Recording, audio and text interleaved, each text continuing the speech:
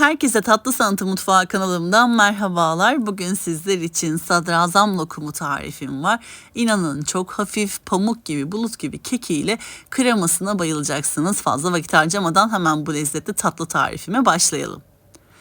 Öncelikle tarifimizin kekini yapmakla başlıyoruz.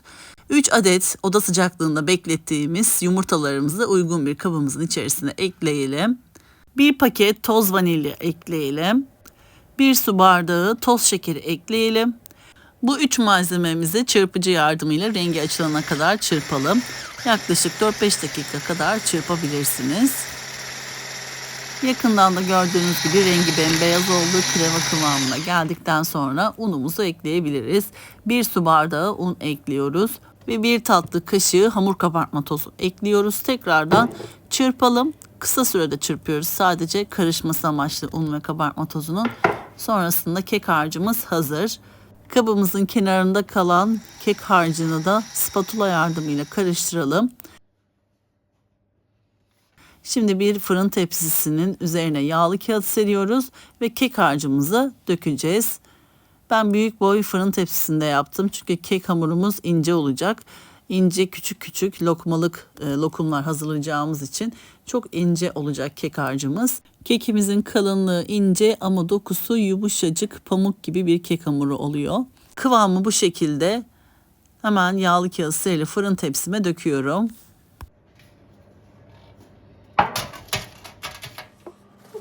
Kek harcımızı tepsiye döktükten sonra bir spatula yardımıyla düzleyelim. Her yerine gelecek şekilde yayalım.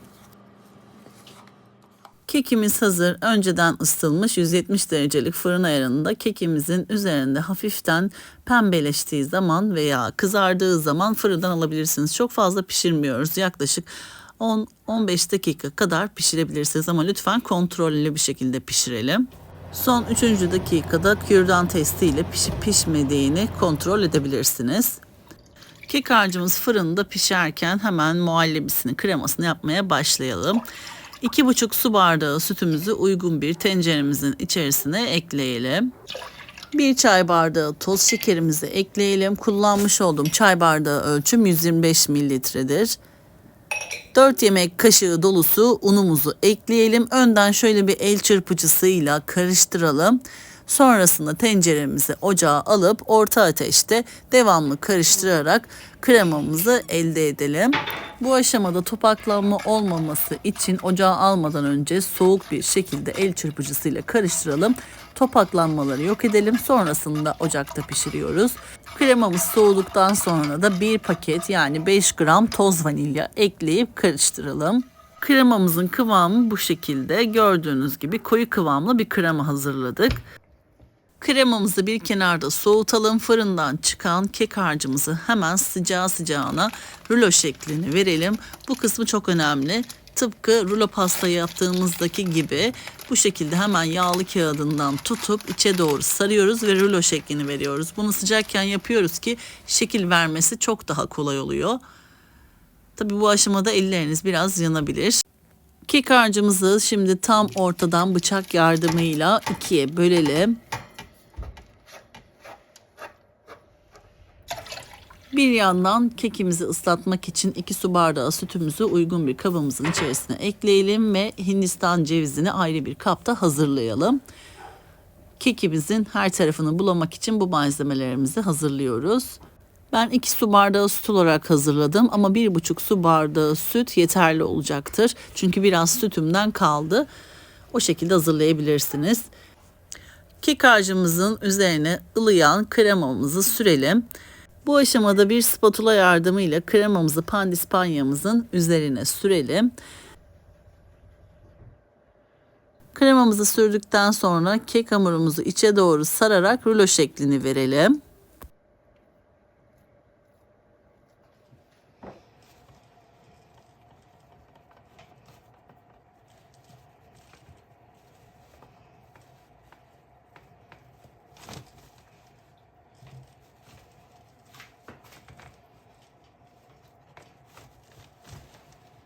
Bu şekilde rulo şeklini verdikten sonra bıçak yardımıyla dilimler halinde keselim.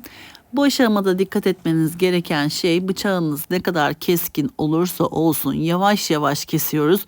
Çünkü bir anda kesersek katlanma söz konusu olabilir. İçerisindeki krema dağılabilir. Yavaş yavaş kesmeye özen gösterelim. Yakından da gördüğünüz gibi muhteşem oldular. Bu haliyle bile servis edebilirsiniz. Böyle bile gerçekten çok lezzetli. Bu ilk kesmiş olduğumuz yarım dilim pastamızı dilimler halinde kestikten sonra ikinci rulo olarak da hazırladığımız pastamızı tekrardan dilimler halinde kesiyoruz ve hazırlıyoruz. Bu şekilde hazırladıktan sonra önce süte, sonrasında Hindistan cevizine buluyoruz.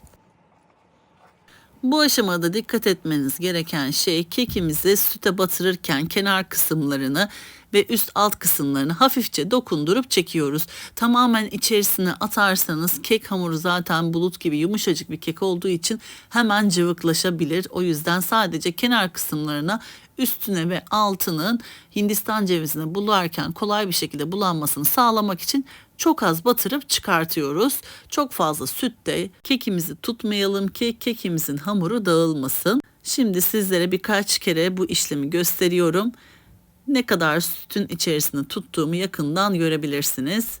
Zaten pandispanyası sütü çok kolay emen yumuşacık bir pandispanya olduğu için kısa sürede hemen sütü emiyor. Bu şekilde kekimizin her tarafına Hindistan cevizini bulayarak hazırlıyoruz ve sadrazam lokumumuzu hazırlamış oluyoruz. Görseli lokum görselinde ama tadı bence lokumdan çok çok daha lezzetli. İsmi sadrazam lokumu ama tadı inanılmaz lezzetli, küçük pastacıklar diyebiliriz. Bu işlemi tamamladıktan sonra hemen sunum tabağına dizip üzerine dilerseniz süslemek için toz Antep fıstığı veya çikolata sosuyla da süsleyebilirsiniz. Ben sade olarak süslemek istedim. Tamamen böyle lokum görseli olsun diye bu şekilde hazırladım. Sizlere yakından hem ısırık alarak hem de bir çatal yardımıyla porsiyonluk servis ederek nasıl kıvamı var göstermek istiyorum. Ağızda dağılan, ağızda eriyen yumuşacık pastacıklar oldu. Gerçekten çok beğeneceğinizi düşünüyorum. Şimdiden deneyen herkesin ellerine kollarına sağlık. Sizler yakından tatlımızın iç dokusunu izlerken ben de sizler için küçük bir hatırlatmada bulunmak istiyorum. YouTube Tatlı Sanatı kanalıma henüz abone olmadıysanız YouTube kanalıma abone olmayı, paylaştığım videolarıma beğeni bırakmayı lütfen unutmayınız. Gün aşırı yepyeni tariflerimi kanalımda sizler için paylaşıyorum. Anında haberdar olabilmek için bildirim zilini lütfen açınız. Böylelikle yepyeni tariflerimi ilk siz görmüş olacaksınız. Bu tarifimi ve videomu beğendiyseniz eğer sevdiklerinizle paylaşarak bana destek olabilirsiniz. Beni hangi şehirden veya ülkelerden takip ediyorsanız yorum kısmına yazabilirsiniz. Hepinizin mesajlarını okuyorum. Beni nerelerden takip ettiğinizi merak ediyorum.